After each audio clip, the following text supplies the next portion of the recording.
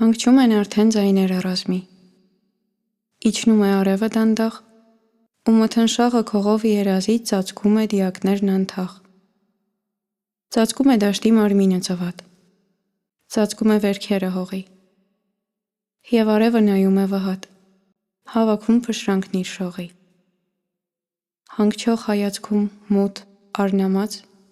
և վերջին, այս վերջին օրը զինվորն է մեռնում, շուրթերը կամաց կանչում են մորը։ Նա անցավ կռվի ճամփաներն անհեղ, նա տեսավ և ցավ, և նահանջ, բյուր անգամ ոտեց արյունն իր ջահել, ընկնելով խոյացավ առաջ ու միշտ երազեց խրճիթն այրենի,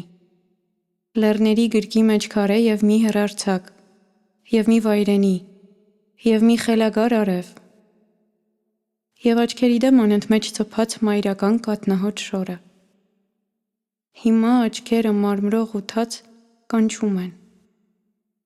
են մորը։ Հիմա հանգչում են աչքերում ջահել, մեռնում արնամած արփին և երազները, որ սիրով պահել, պարզել էր իր դժվար ճամփին։ Դանդաղ սուզվում են անդունդում խավար, մի անշուք քարակոպ խրճիթ, մի ոսկե օրի արև բոցավառ, երգասաց մի գետակ վճիտ, և կայծակնազարդ կատարը լեռան, մայրական կաթնահոտ շորը, իսկ շրթունքները հավիտյան մեռած կանչում են